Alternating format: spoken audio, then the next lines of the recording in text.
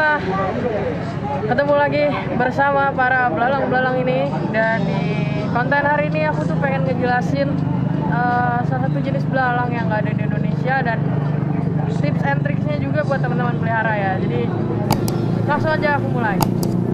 Oke, pertama ini di tanganku aku mau mulai dulu dari ada sepasang belalang Ekstatosoma tiaratum.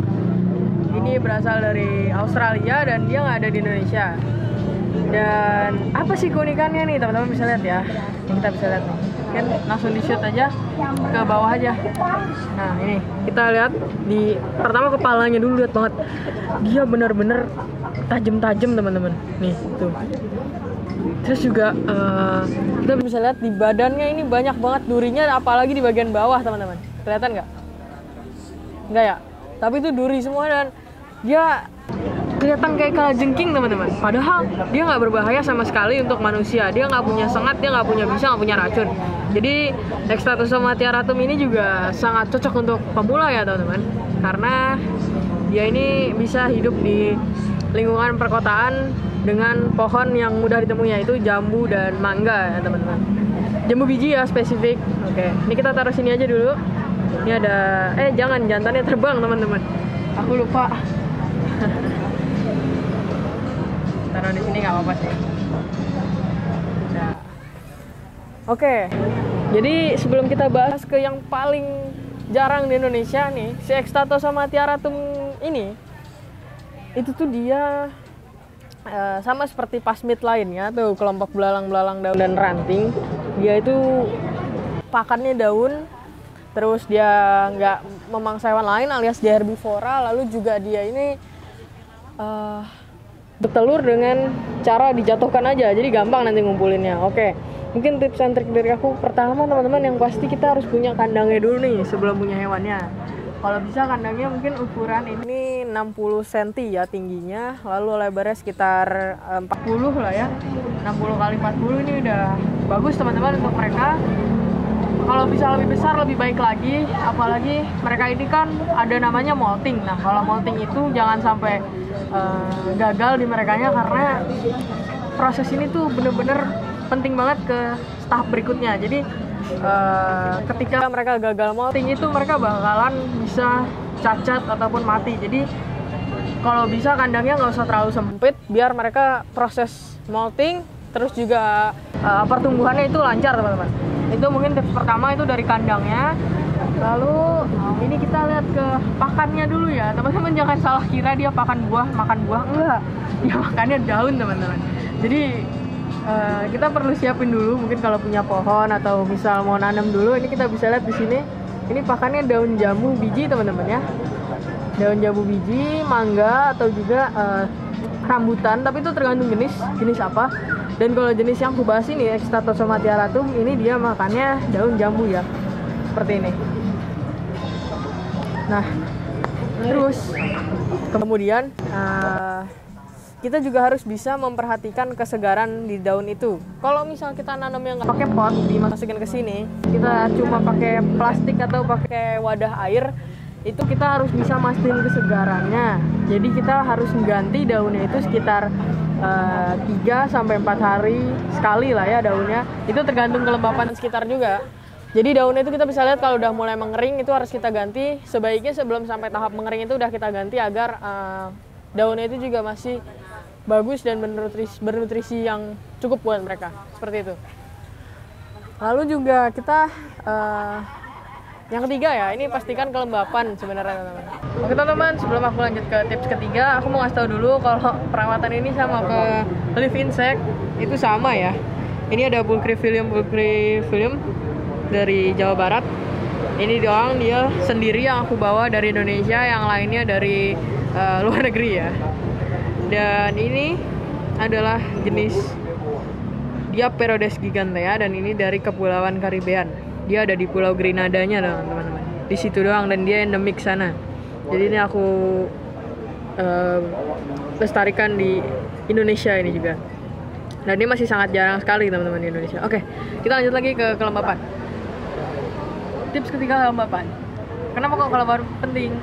Karena gini, karena mereka pas molting itu tadi kan aku bilang mereka ngeganti kulit. Nah, dengan ngeganti kulit itu mereka biar lebih mudah perlu kelembapan yang sesuai.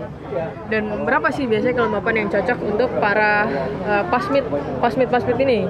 Itu biasanya di sekitar, kalau aku sendiri di rumah itu karena di dalam ruangan kelembapannya hanya sekitar 40 sampai 60% saja. Itu sudah cukup buat mereka bisa molting. Tapi mungkin kalau teman-teman lebih punya tempat space di luar rumah atau yang bisa lembab, itu mungkin menurutku 50 sampai 70 itu masih oke ya teman-teman.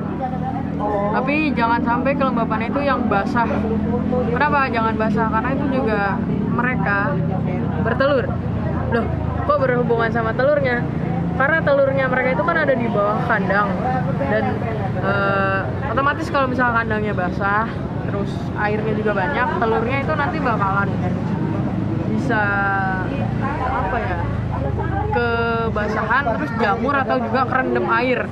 Jadi jangan teman-teman mikir buat kelembapan di bawahnya dikasih air kayak tanaman Nepenthes tuh nggak bisa teman-teman, karena dia itu jenis-jenis yang aku bahas kali ini dia bertelurnya menjatuhkan telur ke bawah, jadi bukan yang menempel ataupun yang menggunakan media seperti media gedebok pisang, tanah atau yang lainnya. Mereka ini menjatuhkan telurnya aja. Jadi sebaiknya jangan pakai tatakan air di bawahnya untuk kelembapan. Dan kelembapan itu juga sebenarnya udah cukup sih di dalam rumah juga. Yang penting saat mau molting itu kita perhatikan semprot aja, kita misting pas mereka mau molting ke sekitaran area dekat-dekat kandangnya itu. Jadi jangan langsung ke badannya teman-teman, basah nanti dia. Oke, setelah itu mungkin aku mau ngasih tahu juga ke telur. Kenapa kok aku bahas telur? Kan belum tentu para penghobis itu mau buat ternak. Karena gini, belalang pasmit ini rata-rata yang buat pemula itu pasti mereka akan bertelur dan bakal menetas teman-teman. Jadi kita juga harus bantu lestarikan mereka, nggak sekedar hobi aja. Dan telur mereka itu, jatuh ya.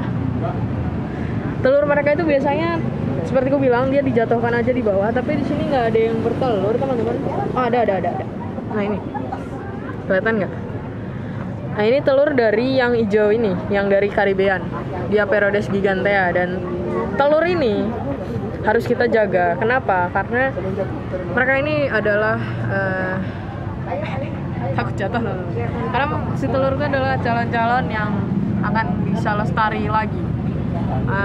Ini bakalan menetas meskipun tidak kawin atau mating. Kenapa gitu? Karena beberapa jenis ya, nggak semuanya teman-teman. Pasmit itu punya namanya parthenogenesis. Jadi dengan parthenogenesis ini mereka bisa menetas telurnya dengan tidak kawin atau mating. Namun hasil telurnya itu akan betina semua teman-teman. Jadi ini kayaknya mereka mau mating dulu, mau kawin, aku masukin dulu ke kandang biar nggak terganggu. Telurnya juga tadi jatuh nggak apa-apa, emang seperti itu. Jadi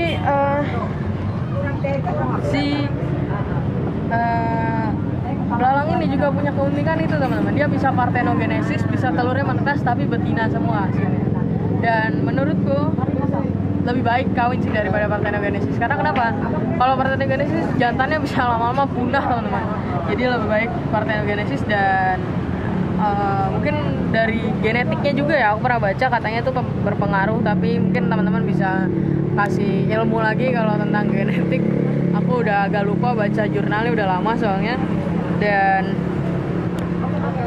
setelah itu juga cara inkubasi telur. Jadi nanti telurnya itu ditaruh di kotak seperti foto tadi, dengan bawahnya media kokopit, dan medianya itu disemprot sekitar 1 hari sekali agar kelembapannya terjaga.